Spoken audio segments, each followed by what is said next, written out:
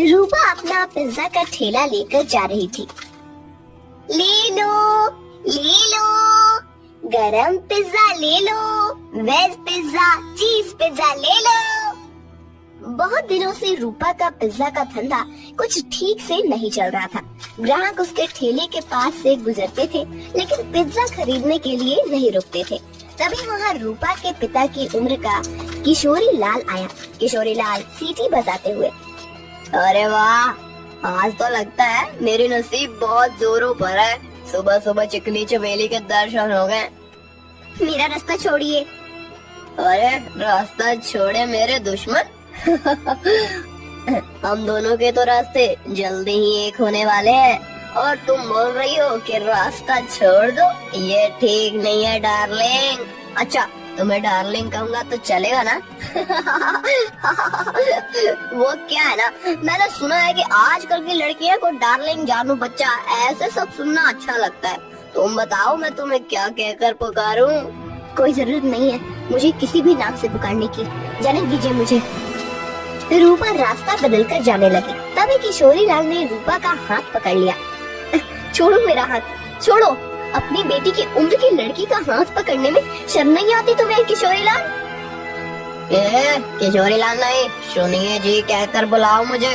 और मुझे शर्माने की जरूरत नहीं है। शादी होने वाली है हमारी। तुम्हारे उस जुआरी बाप ने मुझसे कर्जा लिया था। कर्जा नहीं चुका पाया, इसलिए अपना घर उसने मेरे नाम पर दिया।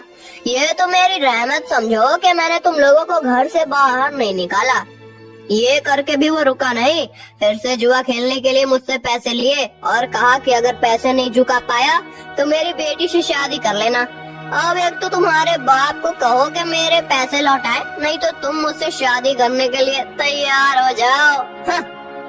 रूपा मायूस होकर घर चली आई। उसने अपनी माँ भारती को रोते हुए सब बात बता दी।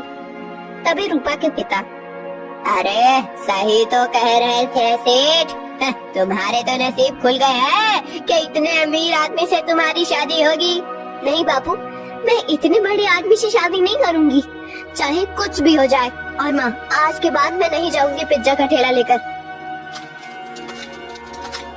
रूपा अंदर जाकर रोने लगी। अगले दिन से भारती पिज्जा बेचने जाने लगी। कुछ दिन हो गए, लेकिन फिर भी जितनी जरूरत थी उतना धंधा नहीं हो रहा था। भारती बहुत परेशान हो गई थी।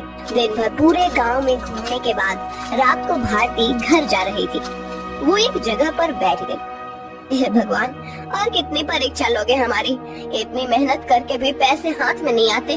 पति है जिसे जुआ खेलने से फुर्सत नहीं मिलती। एक लौती बेटी है, इतनी रूपवती है, लेकिन उसके पीछे वो किशोरी लाल पड़ा है। मेरी बेटी को उस किशोरी लाल के चंगुल से कैसे बचाऊं? पता नहीं ये पिज्जा का धंधा क्यों चल रहा है। अगर पैसे नहीं मिले तो क्या करूंगी? भारती अपने आप से बात कर रही थी। तभी उसके पास एक बूढ़ी दादी आकर बैठ गई। क्या हुआ बेटी, क्यों रो रही हो? क्या बताऊं अम्मा, मेरे जीवन में इतनी परेशानियां हैं कि क्या कहूँ। भारती ने अपनी राम कहानी बूढ़ी अम्मा को बताई। बेटा ये लो, कल से तुम ये मसाला डालकर पिज्जा बनाना। देखना, इस जादुई मसाले से जो पिज्जा बनेगा उसका स्वाद के चर्चे दूर दूर तक होंगे। जल्द ही तुम्हारी सारी परेशानियां दूर हो जाएंगी। भारती को वो मसाला देकर बूढ़ी अम्मा गायब हो गई। अगले दिन भारती ने उस जादुई मसाले से पिज्जा बनाया। अरे वाह माँ, आज तो पिज्जा की खुशबू बहुत अच्छी आ रही है। मैं एक खाकर देखूं? वाह माँ, ये तो सच में बहुत अच्छा बना है। कैसे बनाया तुमने ये? इसमें कुछ अलग डाला है क्या तुमने? हाँ, कल रात को ये थक कर उस पुराने खंडर के पास बैठी थी, तभी वहाँ एक बूढ़ी अम्मा आई थी। मैं बहुत परेशान होकर रो रही थी। तभी उन्होंने मुझे मेरे रोने का कारण पूछा। जब मैंने उन्हें हमारे बारे में सब सच बताया, तब उन्होंने मुझे ये मसाला दिया और कहा कि इसमें पिज्जा में डालकर पिज्जा बनाऊंगी तो पिज्जा का स्वाद बढ़ जाएगा। वही मसाला में डाला है अभी इसमें। क्या? उस खंडर के पास? माँ, तुम्हें पता नहीं वहाँ क्या है? तुम इतनी डर क्यों रही हो?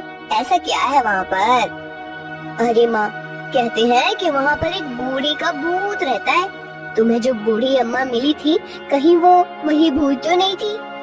ये क्या बोल रही हो तुम बेटा? कल मेरी मुलाकात एक भूत से हुई थी, लेकिन उसे देखकर ऐसा लग तो नहीं रहा था। लेकिन माँ, ये तो सोचो कि कोई सामान्य औरत तुम्हें जादुई मसाला कैसे देगी? हो ना हो वो जरूर कोई भूत ही होगी। अब वो कोई भी हो, क्या फर्क पड़ता है? अगर उसके इस मसाले की वजह से हमारे पिज्जा की बिक्री बढ़ गई तो अच्छी ही है ना।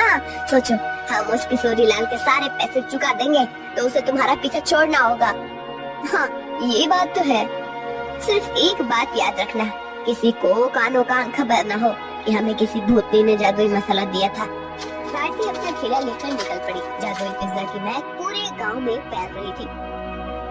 अरे भारती, आज तो बहुत बढ़िया खुशबू आ रही है तुम्हारे ठेले से। जरा एक दो पिज्जा खिलाओ तो। भारती ने लालचंद को गर्मा गर्म पिज्जा सॉस के साथ दिया। लालचंद पिज्जा खाने लगा। अरे वाह, क्या स्वाद है! वाह वाह, मजा आ गया। भारती, क्या खूब पिज्जा बनाया है। आज तुमने सच में दिल खुश हो गया। वैसे तो मुझे ये पिज्जा कुछ खास पसंद नहीं है। ये तो सारे नए जमाने के चोचले हैं, लेकिन उसकी सुगंध इतनी अच्छी आ रही थी कि मेरा जी मचल गया। ओह, ये लो पैसे, और एक काम करो, 4 पिज्जा पैक करके देना, घर पर ले जाता हूँ, बच्चों को बहुत पसंद आया। लालचंद की आवाज सुनकर कुछ और लोग वहाँ आ गए और पिज्जा खरीदने लगे। भारती बहुत ज्यादा खुश हो गई, क्योंकि आज उसकी बोनी ही एकदम बढ़िया हो गई थी। कुछ देर के बाद भारती गांव से होकर कॉलेज पर चली गई। कॉलेज के बहुत सारे बच्चों ने पिज्जा खरीदा। दोपहर तक सारे पिज्जा खत्म हो गए। भारती घर आ गई। माँ, इतनी जल्दी आ गई आज? अरे पूछो ही मत, आज तो गजब हो गया। सच में उस मसाले ने तो कमाल कर दिया। जब मैं यहाँ से निकली, थोड़ी दूर पर लालचंद सेठ मिल गए। पिज्जा की खुशबू से पीछे चले आए। 2-3 पिज्जा खा लिए उन्होंने और 4 पैक करके घर ले गए। इतनी तारीफ कर रहे थे पिज्जा की कि क्या ही बताऊं। उनकी आवाज सुनकर कुछ और गांव वाले आए और उन्होंने भी पिज्जा खरीद लिया। आज तो बहुत अच्छी बोली हो गई थी। फिर मैं कॉलेज पर चली गई। वहाँ भी बच्चों की खाने की छुट्टी हुई थी। क्या कहते हैं उसे? हाँ, रिसेस। अब बहुत से बच्चे बाहर आए और पिज्जा लेकर चले गए। सारे पिज्जा खत्म हो गए। अरे वाह, मतलब भूतनी ने दिए हुए मसाले ने आपका काम कर दिया। माँ, अगर रोज ऐसे ही पिज्जा की बिक्री होने लगी तो बहुत जल्द हम सारा कर्जा चुका देंगे। हाँ बेटा, ऐसा ही होगा।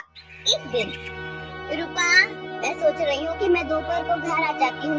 बाद में पूरा टाइम मैं खाली बैठ रहती हूँ, तो क्यों न शाम के समय भी पिज्जा का ठेला लगाना शुरू कर दूँ। लेकिन माँ, तुम कितना काम करती हो? शाम को भी काम करोगी तो थक नहीं जाओगी? थक तो जाऊंगी, लेकिन सोचो मुनाफा भी तो दुगना हो जाएगा। अगले दिन से भारती शाम के समय भी जादुई पिज्जा का ठेला लगाने लगी। उसे दुगना मुनाफा होने लगा। कुछ दिनों में भारती के पास बहुत सारे पैसे जमा हो गए। एक दिन वो कर्ज के सारे पैसे लेकर किशोरी लाल के कोठी पर चली गई।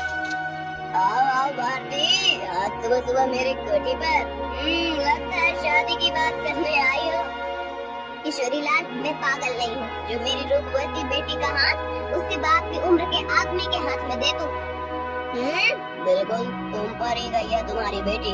कुछ दिन पहले वो भी यही कह रही थी, लेकिन शायद तुम दोनों को अभी तक समझ नहीं आया है कि रमेश ने ही मुझसे वादा किया है कि अगर उसने लिए हुए कर्जे को वो चुका नहीं पाया तो वो रूपा का हाथ मेरे हाथ में दे देगा, और तुम लोग तो मुझे पैसे वापस करने से रहे। तो तुम्हारे पास चारा ही क्या है? अपने सपनों से बाहर आओ किशोरी लाल। कहीं ये कांच का सपना टूट गया तो उस टूटी हुई कांच के टुकड़े आँखों में चुभ जाएंगे और आँखों से खून बहने लगेगा। ये लो, मैं पैसे लेकर आई हूँ। तुम्हारा सारा कर्जा सूद समेत लौटा रही हूँ। क्या? तो पापा कैसे? वो भी इतने सारे पैसे आए कैसे तुम्हारे पास? ये ले तेरे पैसे, और आगे से मेरे दरवाजे पर आने की जरूरत मत करना। और हाँ, मेरी बेटी को आँख उठाकर भी मत देखना आज के बाद। भारती किशोरी लाल के कोठी से चली गई। किशोरी लाल अपने कंप्यूटर के सामने बैठकर स्टॉक एक्सचेंज में ट्रेड करने लगा। कुछ दिनों के बाद भारती को कॉलेज के कैंटीन में पिज्जा बनाने का काम मिल गया। उसने अब पिज्जा का ढाबा शुरू कर दिया था। दोपहर में भारती कॉलेज के कैंटीन में काम करती थी और शाम को रूपा के साथ मिलकर अपना पिज्जा ढाबा चलाती थी। एक दिन किशोरी लाल की कोठी पर, पापा आप ऐसे सर पर हाथ रखकर क्यों बैठे हैं? क्या बताऊं बेटी, कुछ दिनों से शेयर्स लगातार गिर रहे हैं, मुझे बहुत बड़ा लॉस हो गया है। क्या? तो अब आप क्या करेंगे? आप अब क्या, जितना भी पैसा बचा है उसे भी लगा देता हूँ। अगर 2 दिनों में शेयर्स ऊपर चले गए तो डूबे हुए सारे पैसे वापस मिल जाएंगे। लेकिन अगर ऊपर नहीं गए तो?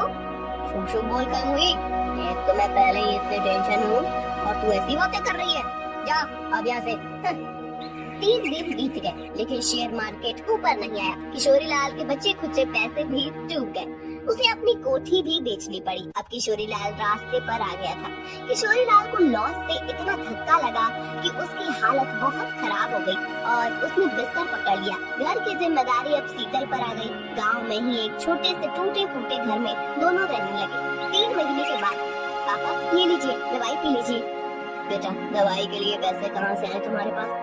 पापा मैं एक जगह करती हूँ, उससे जो पैसे आते हैं उससे मैं दवाई लेकर आई हूँ। और पापा मैंने इस घर का किराया भी दे दिया है और खाने के लिए राशन भी भर दिया है।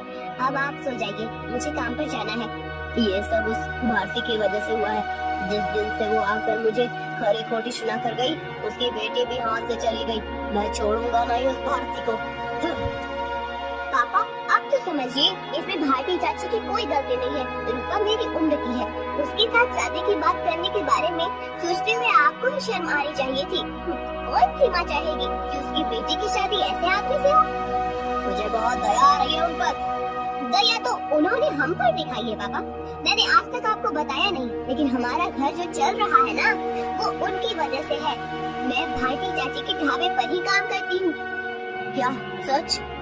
हाँ पापा, आपने उनके साथ इतना बुरा किया, उनका घर ले लिया, फिर भी उन्होंने हमारे बुरे वक्त में हमें सहारा दिया है।